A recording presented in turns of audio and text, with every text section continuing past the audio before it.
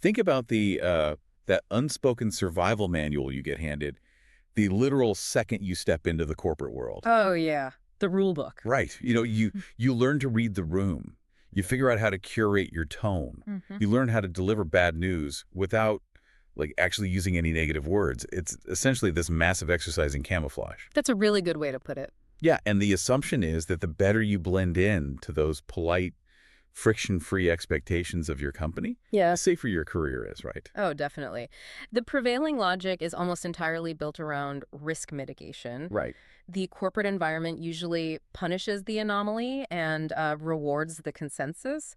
That's why the instinct to just, smile, nod, agree with the person who signs your paycheck is so deeply ingrained. It's survival. Exactly. Yeah. Going off script is treated like touching a hot stove. Well, welcome to the deep dive, because the topic today revolves around a completely bizarre, highly entertaining, and entirely true story from the corporate trenches that completely upends that conventional wisdom. It really does. It's wild. It is.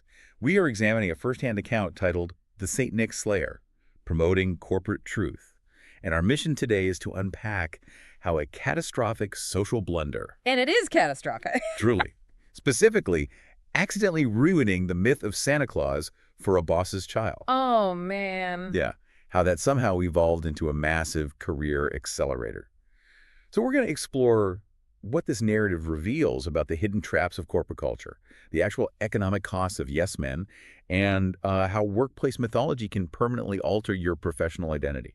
I mean, it is a remarkable case study in how the mechanics of storytelling and really just raw authenticity can sometimes override the traditional corporate hierarchy. Yeah. It forces us to look at what companies say they value versus what they actually need to survive. Okay, let's unpack this, because when I Okay. first read the premise of this source material, I honestly thought it was going to be a cautionary tale. Same. I thought it was a horror story. Right.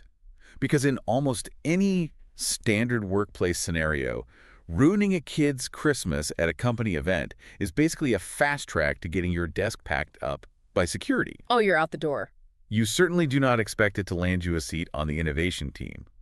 But to understand how this played out, you really have to look at the incredibly specific, highly volatile ecosystem where this whole interaction took place. The environment is everything here. We are looking at a mid-sized marketing firm in December. Mhm. The protagonist, the author of the account, is this 26-year-old guy, and he describes himself as being relatively low on the corporate ladder. Not the bottom, but Right, not an intern. So he does have a vested interest in keeping his job, but he's nowhere near the executive suite. yeah. And the setting is the dreaded company holiday party.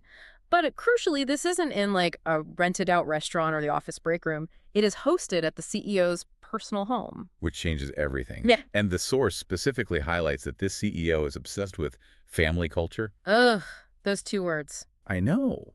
Which means attendance isn't really optional, and you aren't just bringing yourself. Employees are expected to show up with spouses, toddlers, teenagers, and, as the author perfectly phrases it, their emotional baggage. What's fascinating here is the psychological trap embedded in that whole concept of corporate family culture. How so?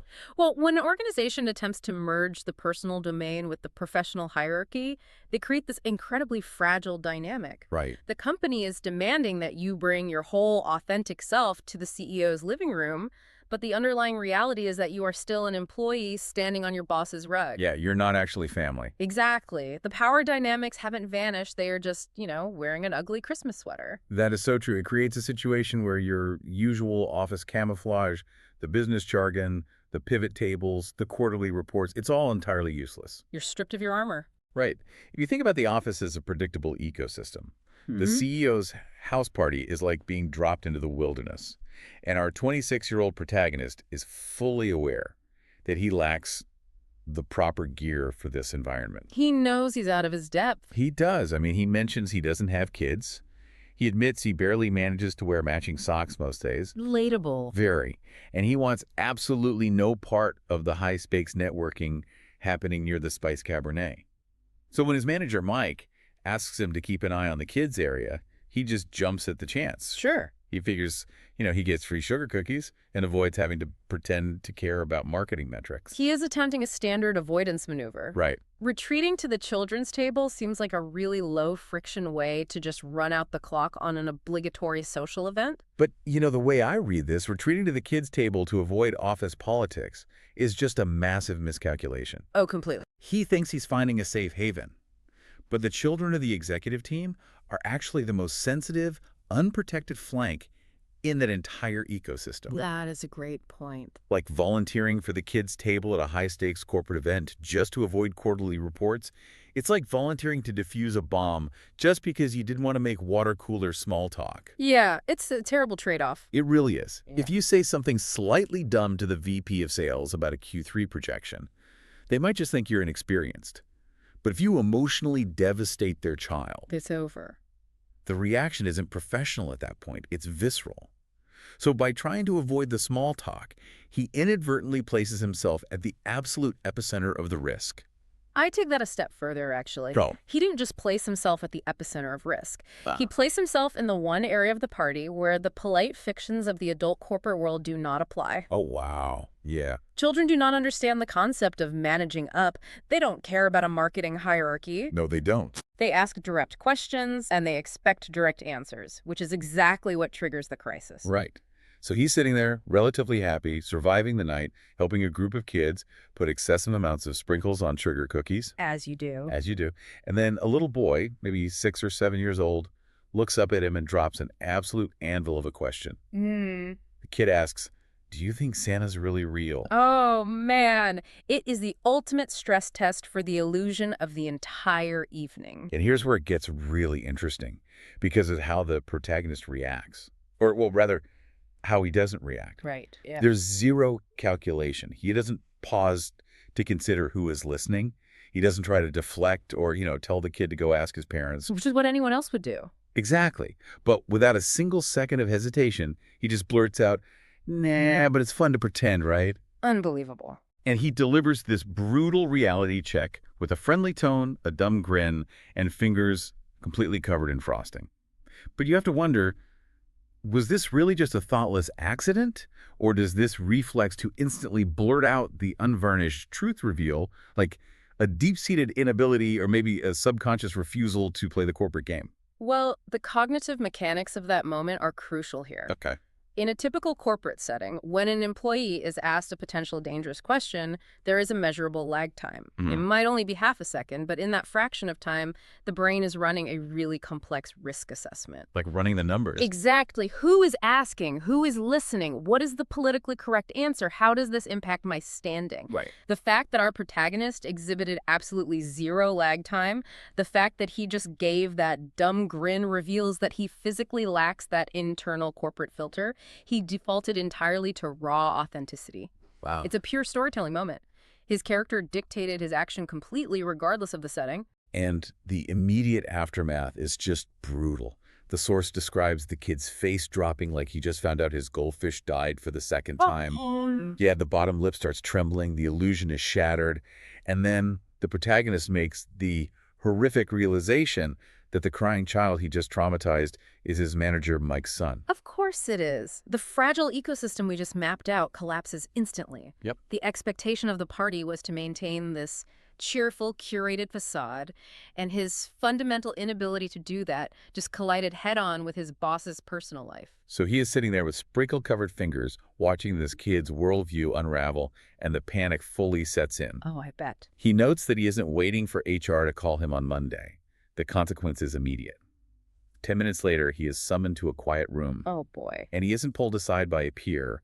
He is summoned by Mike himself, the father of the crying child, the manager, the guy who essentially holds this 26-year-old's financial stability in his hands. Which naturally leads the protagonist to expect the worst. Oh, he literally says he pictured himself jobless in January, resorting to selling pictures of his feet on the internet just to make rent. That is, yeah, that's panic. Absolute panic. Yeah.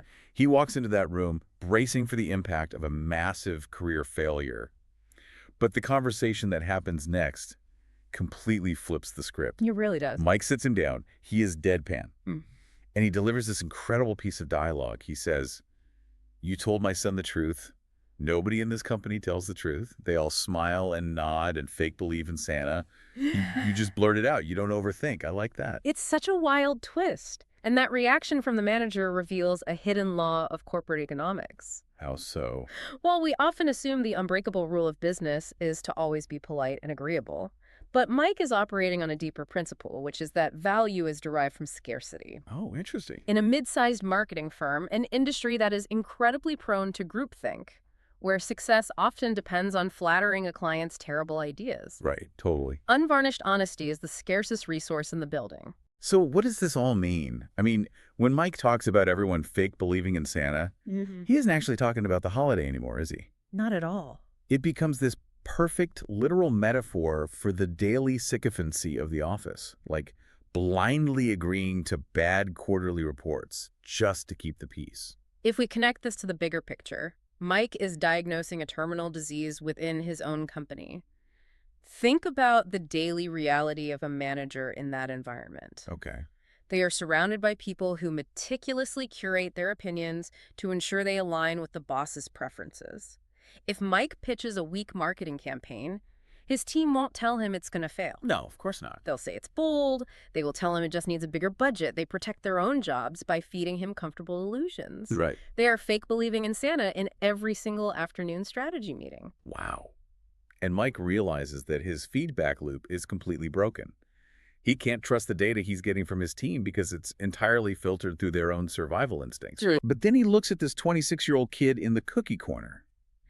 If this guy lacks the basic self-preservation instinct to lie to a 7-year-old about Santa Claus at the CEO's house, there is absolutely no way he is going to smile and nod through a disastrous Q3 marketing strategy. He isn't assessing the protagonist's childcare abilities at all. He is identifying a psychological profile. Right. Mike recognizes that this employee's inability to conform is actually a massive asset.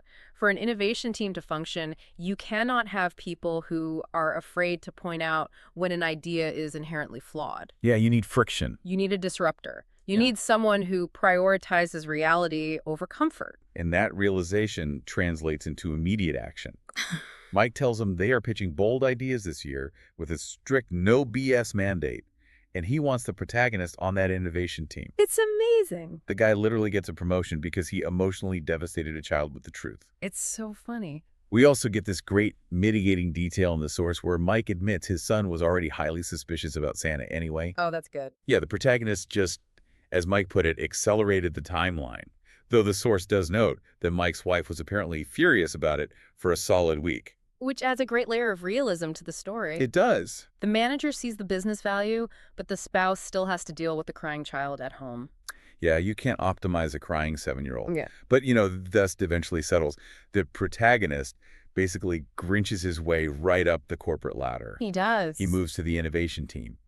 And this is where the aftermath of the story shifts gears from a personal awkward memory into something much larger. It becomes corporate mythology.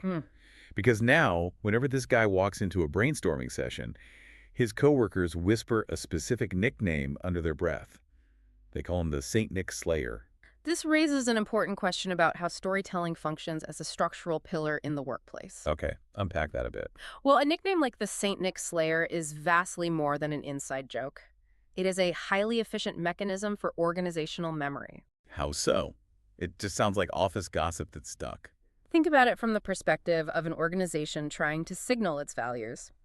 When a new hire joins that marketing firm and hears the name Saint Nick Slayer, human curiosity guarantees they will ask for the origin story. Oh, for sure. Why do they call you that? Right. And the story they are told instantly communicates a very specific lesson about the company culture. Here, we value the unvarnished truth over polite fictions. Yeah. The nickname acts as a walking resume for the protagonist. He doesn't have to explain his role as the resident disruptor to every new client or team member. The mythology precedes him and does all the heavy lifting. It brands him. Yeah. He broke the illusion of Santa. But in doing so, he essentially forged a brand new fictional character for himself to inhabit. Yes. But I do have to ask, is that actually a sustainable way to exist in a company? What do you mean?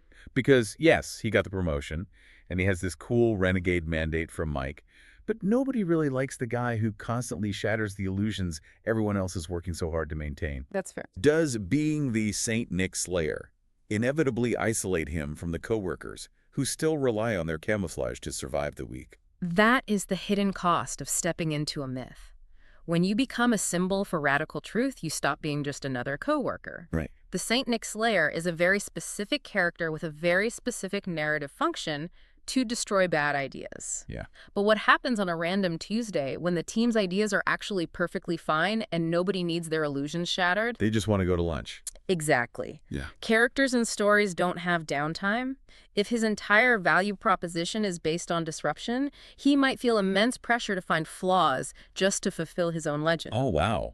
He's trapped in his own origin story. Precisely. If he starts agreeing with people, he loses the superpower that got him the promotion in the first place. He has to go to work every day and wear the Saint Nick Slayer costume, which ironically requires its own kind of performance. It does. It really underscores a line the author includes Mm. near the end of the source material. Life's weird. It is unpredictable, certainly, but it fundamentally proves that the most valuable currency in an artificial, highly curated environment is sudden, jarring reality, Yeah. even if that reality is delivered by someone with sprinkle-covered fingers. And that reality check isn't just for the marketing firm. It applies to anyone navigating a career right now. Yeah. I think the core takeaway from this deep dive is a challenge to the idea that success requires flawless execution of the corporate script. Absolutely. Sometimes the most profound leaps forward don't come from a perfectly rehearsed slide deck or meticulously managing your personal brand. No, they don't. Sometimes the breakthrough happens in those terrifying, unscripted moments where the polite facade completely slips and you accidentally show your true self. When you say the quiet part out loud, you might find out it's exactly what the room needed to hear. Because when an entire industry is committed to blending in, the person who accidentally stands out becomes the only one worth listening to. Well said. Yeah. But I want to leave you with a final lingering thought to explore on your own. We just spent this time analyzing how a reflex of raw, unfiltered honesty built a career and shattered the requirement to be a yes man. Mm-hmm. But if a moment of radical truth is what secures your spot on the innovation team, at what point does that honesty become a mandatory performance? Once your peers and your boss officially crown you the Saint Nick Slayer, does telling the blunt truth stop being an authentic, uncontrollable reflex? A great question. Does it just become another corporate character you are forced to play to keep your paycheck? At the start of this deep dive, we talked about camouflage. Our protagonist survived because he didn't wear any. Right. But you have to wonder, when your entire professional identity is built on being the guy who slays the room's favorite myths, have you really escaped the corporate performance? Or did you just trade in your camouflage for a much heavier, much more demanding costume? Thanks for joining us on this deep dive.